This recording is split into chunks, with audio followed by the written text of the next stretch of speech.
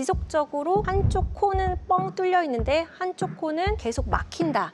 이런 경우에는 단순히 그냥 비중격이 휘어 있다의 문제가 아니라 안쪽 통로가 막히는 기능적 질환이라고 생각하시면 좋을 것 같습니다. 간단하게 테스트할 수 있는 방법을 한 가지 알려드리자면,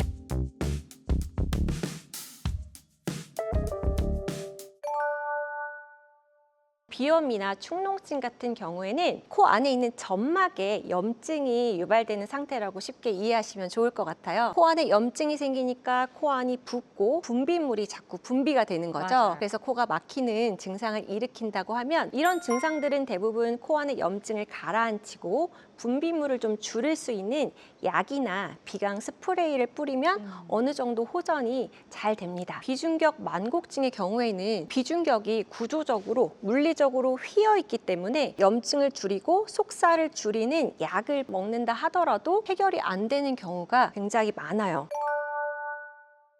오른쪽 코와 왼쪽 코를 나누고 있는 가운데 비중격이 굉장히 곧은 것을 보실 수 있으실 것 같아요. 그러네요. 이런 경우 굉장히 건강한 비중격을 가지고 있다라고 생각하시면 될 것 같고요. 살짝 비중격이 휘어는 있지만 비교적 반듯한 비중격을 가지고 있는 건강한 비중격을 가진 코라고 볼 수 있겠습니다. 네. 코 속 중안벽에 한쪽 또는 양쪽으로 이렇게 휘어진 상태가 되면, 저희가 이 휘어진 정도에 따라서 한쪽 혹은 양쪽 비강이 좁아지며 호흡 불균형이나 만성 코막힘 같은 기능적인 문제를 일으키기 때문에, 이것은 단순히 그냥 비중격이 휘어 있다의 문제가 아니라 안쪽 통로가 막히는 기능적 질환이라고 생각하시면 좋을 것 같습니다.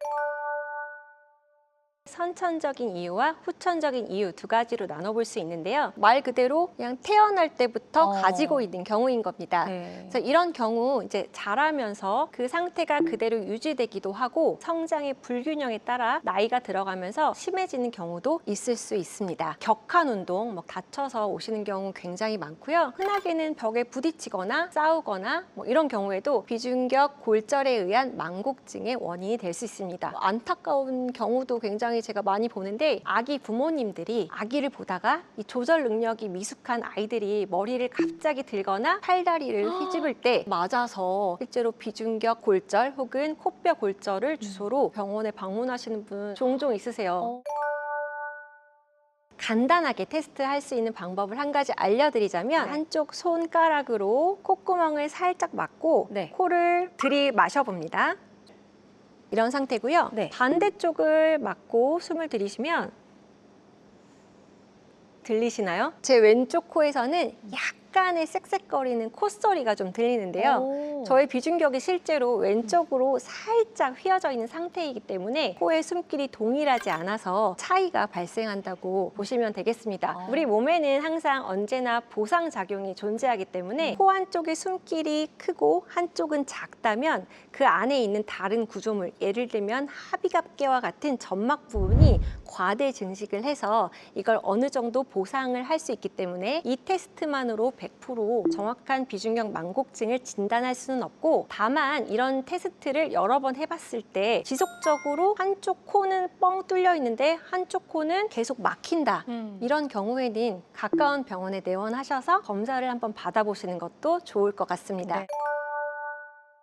여성분 어렸을 때 넘어져서 코피가 많이 났던 기억은 있고 코가 많이 부었던 기억은 있는데, 너무 어릴 때라 따로 병원은 가지 않았지만 숨 쉬는 게 불편하고 자라면서 점점 코가 휘어 보인다는 증상으로 저희 병원에 내원하신 분입니다. 비중격이 왼쪽으로 굉장히 많이 휘어져 있는 거 볼 수 있고요. 단면을 보실 때도 왼쪽으로 굉장히 많이 휘어져 있는 모습을 볼 수 있습니다. 이전에 코 수술을 받으신 경우, 특히나 코를 높이는 융비술을 받은 경우에 무거운 실리콘의 무게에 밑에 있는 연골의 힘이 그 힘을 다 받쳐주지 못해서 비중격 만곡증이 생길 수도 있습니다. 실제로 비중격이 이 실리콘과 코끝을 높이 올린 것에 부담이 돼서 오른쪽으로 휘어 있는 모습, 또 한 케이스에서는 왼쪽으로 휘어져 있는 모습을 저희가 실제 CT로 확인할 수 있고요. 비중격 만곡증이 경하게 있는 경우 이거를 교정하지 않고 단지 조금 더 높은 코를 만들기 위해서 늑연골이나 귀연골을 가지고 뭔가를 굉장히 쌓고 덧대어 두꺼운 비중격을 만들어서 수술하는 경우도 있거든요. 이런 경우는 비중격이 더 이상 휘지는 않겠지만 비중격 옆에 옆에 있는 코의 숨길이 굉장히 통로가 좁아져 있는 것을 확인해 볼 수 있고요. 비중격 만곡증이 있는 것과 비슷한 정도의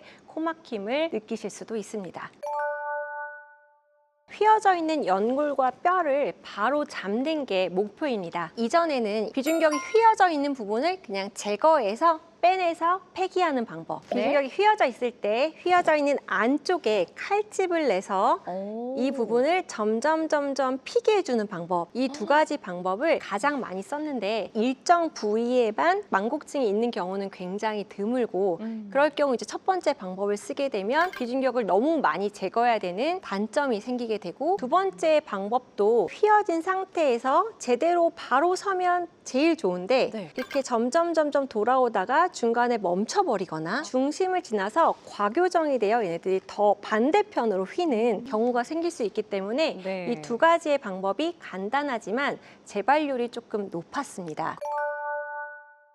비중격을 바로 세운 다음에 옆에다가 이렇게 지지하는 강한 자신의 연골을 같이 덧대어주는 방법을 사용하게 되었는데요. 이런 경우 이제 조금 더 비중격 만곡증을 안전하게 교정을 하고 재발률을 굉장히 많이 낮췄다는 장점이 있습니다. 휘어있는 비중격을 완전히 재건을 해서 바로 펴준 다음에 단단한 연골로 지지대를 덧대주면 훨씬 더 영구적으로 안전한 수술적 치료를 할 수 있고요. 코끝을 높인다거나 이런 것들을 안전한 지지대가 기본이 되어 있기 때문에 같이 할 수 있는 장점이 있겠습니다.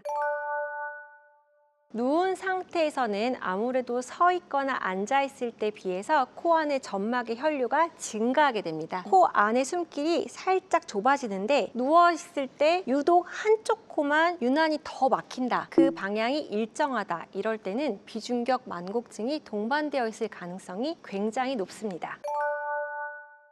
숨쉬기 불편한 증상이 없다면 꼭 수술을 해야 하는 건 당연히 아닙니다. 자가 테스트를 하실 때에도 보셨지만 저도 사실 비중격이 살짝 왼쪽으로 휘어 있거든요. 근데 저는 평소에 입으로 숨 쉬지 않고 코로 숨 쉬는데 크게 문제가 없고 잘 때에도 코로 숨 쉬는데 크게 문제가 없기 때문에 수술을 하지 않은 것처럼 증상이 없는 경우에는 수술을 반드시 해야 하는 건 아니다라고 말씀드릴 수 있는데요. 다만 선천적으로 비중격이 휘어 있는 분들은 코로 숨을 잘 쉬는 느낌이 어떤 것인지 사실 잘 모르시는 경우도 있을 수 있어요. 이런 분의 경우 수술을 하시고 나서 코로 숨을 쉬는 느낌이 이런 건지 처음 알았어요 라고 하시는 분이 꽤 계십니다.